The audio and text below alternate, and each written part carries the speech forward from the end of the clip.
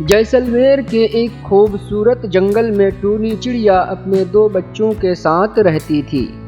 उसके पास एक छोटी सी ज़मीन थी। उसमें वह पपीता की खेती करती और उसे बाजार में बेचकर अपनी रोजी रोटी चलाती थी। और उसी जंगल में एक दुष्ट, झूठा और मक्कार कौवा भी रहता था। वह एक नंबर का आलसी, कामचोर और ठग था। वह दिन भर अपने घोंसले में सोया रहता और जब उसे भूख लगती तो वह पक्षियों को ठग कर उससे झूठ बोलकर भोजन ले लेता और अपना पेट भर लेता। इस तरह वह एक दिन सोया होता है। तभी अचानक उसे भूख लगती है तो वह जग जाता है और बोलता है, ओ बाप रे, बहुत भूख लग रही है। चलो अब चलकर किसी को बेवकूफ बनाकर उससे भोजन लेकर अपना पेट भरता हूँ। यह कहकर वह घोंसले से टूनी के खेत की तरफ चल देती है। वहां पहुंचकर देखता है कि जंगल के कुछ पक्षियां जैसे कबूतर, तोता पहले से ही टूनी के खेत पर पपीता खरीदने के लिए खड़ा है। तभी कबूतर टूनी से बोलता है, टूनी, सुना है कि तुम्हारे खेत का पपीता बहुत मीठा है। तुम मुझे एक पपीता दो, मैं उसे घर जाकर काट कर खाऊंगा। तभी टूनी कबूतर को एक पपीता देता है और कबूतर उसे कुछ पैसे देता है और चला जाता है। इसी तरह तोता बोलता है, टूनी, मैं जंगल के बहुत से पक्षियों से सुना है कि तुम्हारे खेत का पपीता बहुत मीठा है, इसलिए मैं सोचा कि एक पपीता लेकर खा कर देखूं। तुम मुझे एक पपीता दो, मैं घर जाकर उसे खाऊंगा। उसके बाद टूनी तोता को भी एक पपीता देती है और तोता उसे उसका दाम देकर वहां से चल देता है।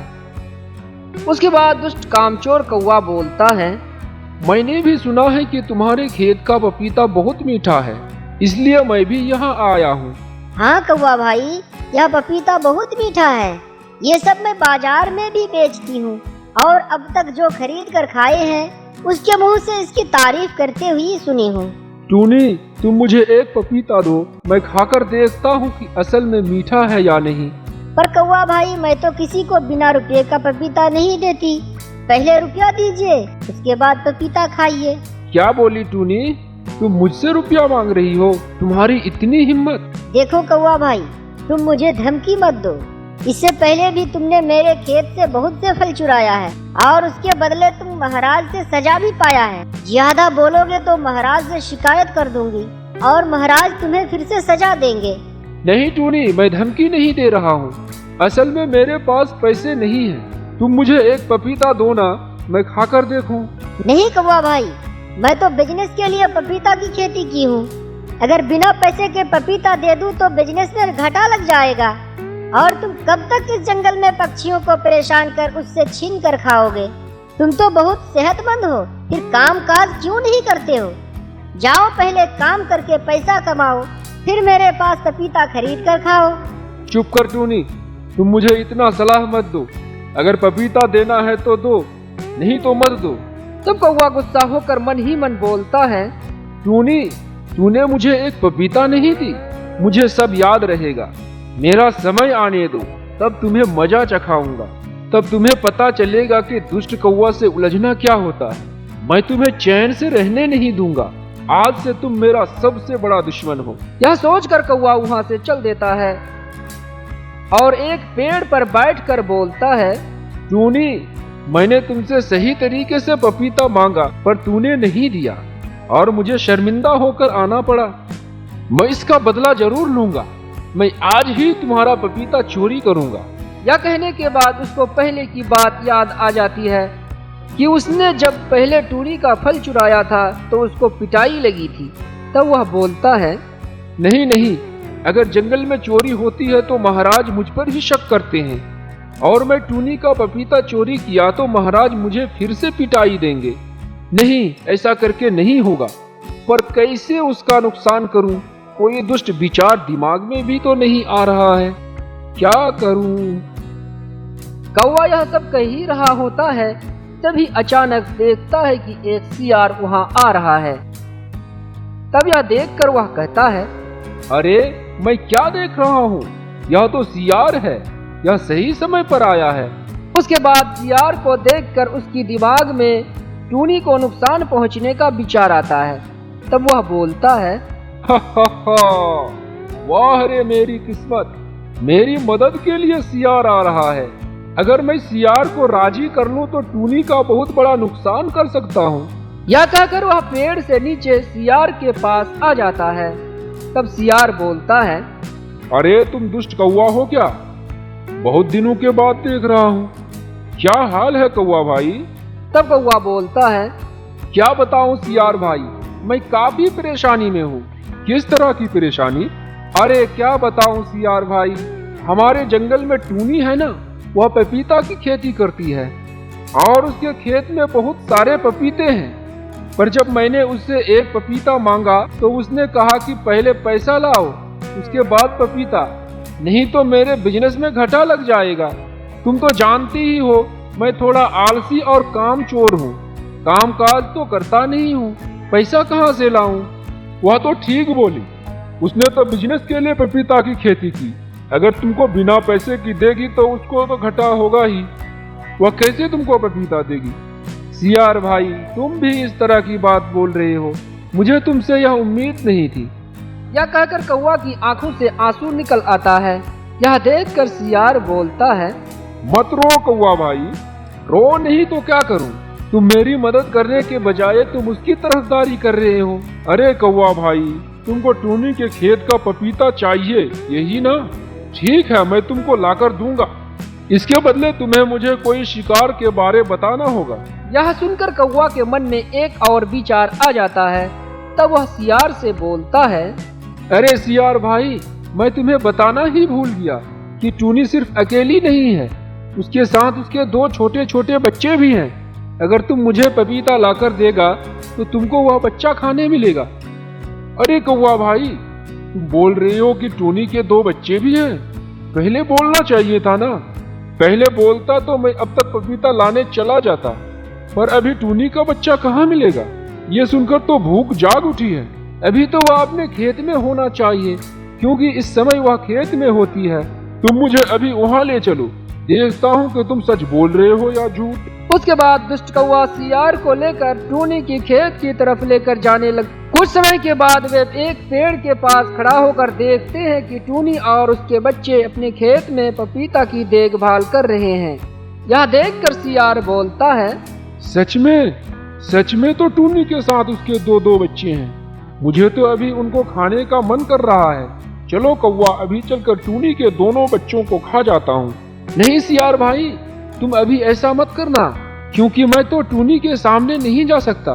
क्यों कौवा भाई, तुम टूनी के सामने क्यों नहीं जा पाएगा?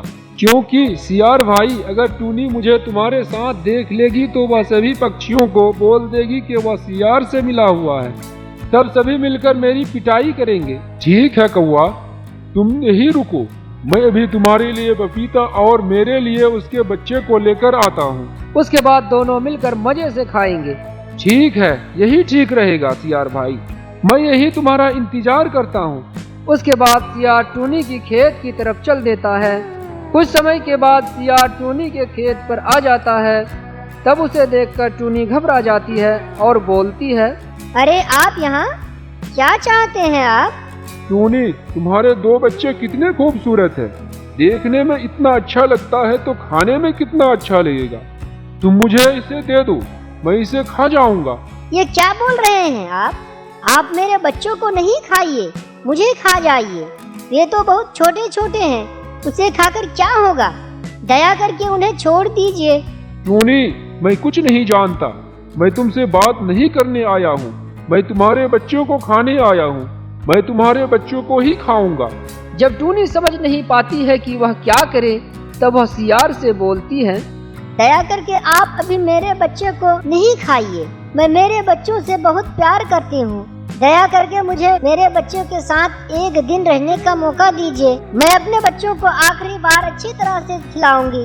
अगर वह ज्यादा खाएगा तो आपका ही तो फायदा होगा, मेरे बच्चे ताजा हो जाएगा, तब आपको मेरे बच्चों को खाकर मजा आएगा। टूनी की यह बात सुनकर सियार मन ही मन बोलता है, टूनी तो ठीक ही बोल रही है।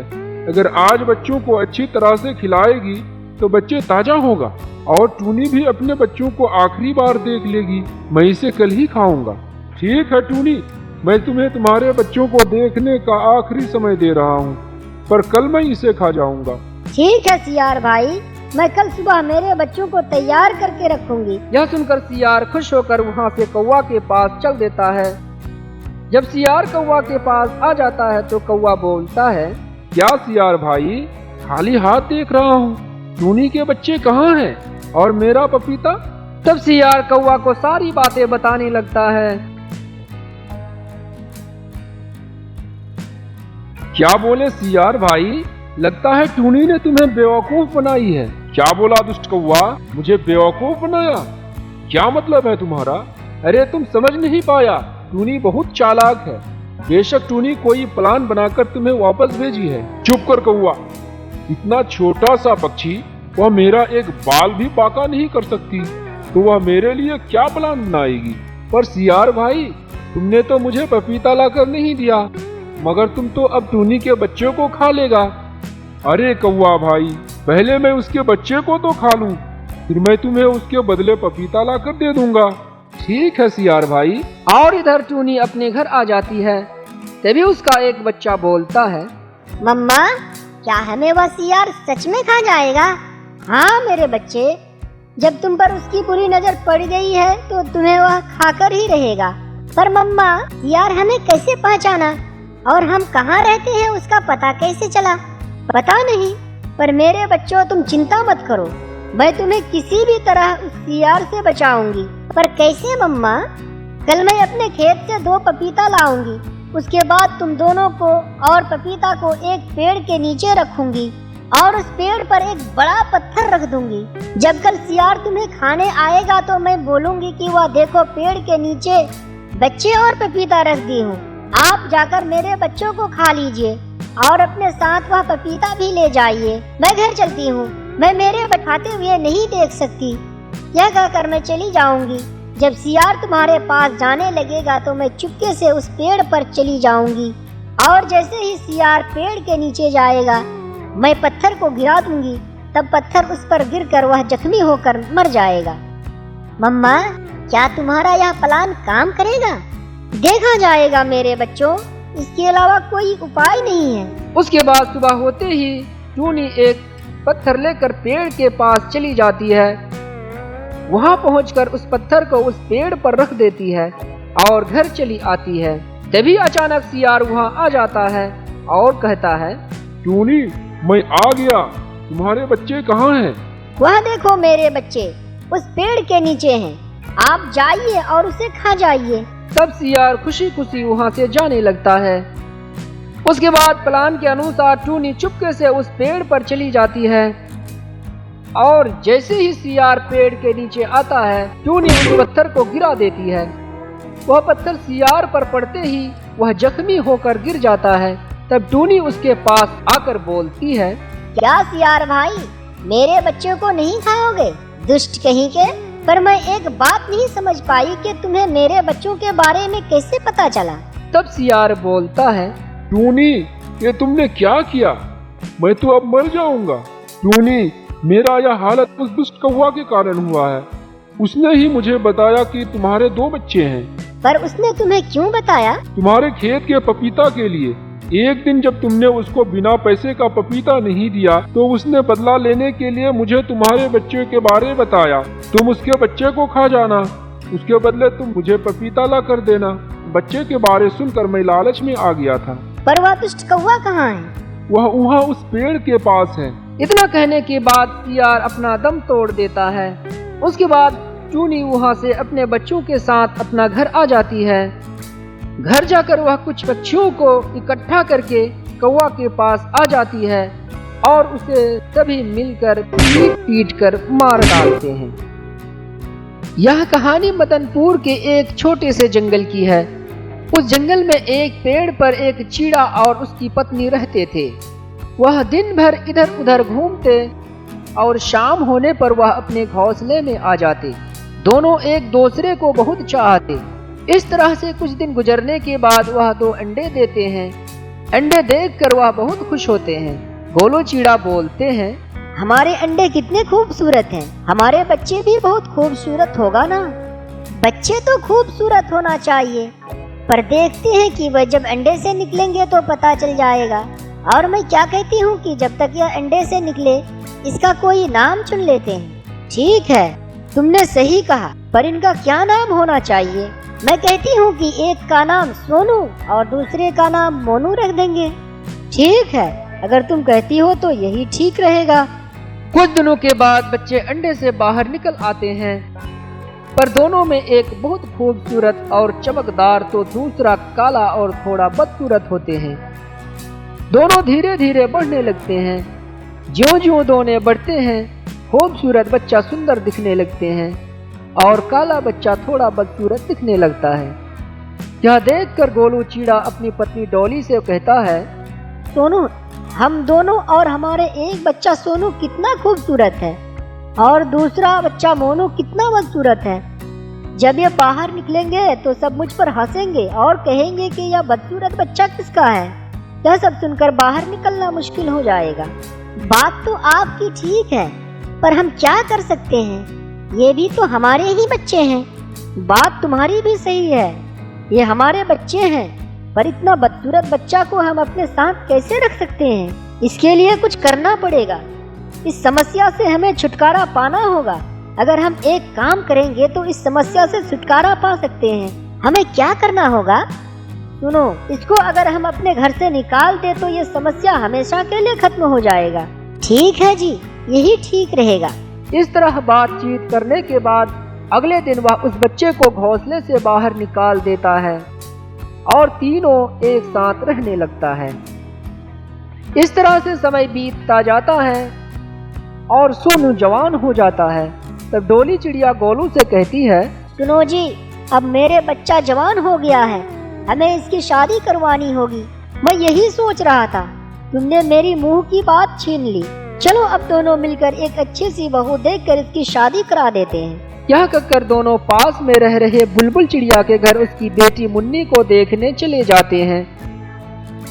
अचानक दोनों को देखकर बुलबुल चिड़िया कहती है, क्या बात है डोली बहन, अचानक इस तरह यहाँ कैसे आना हुआ?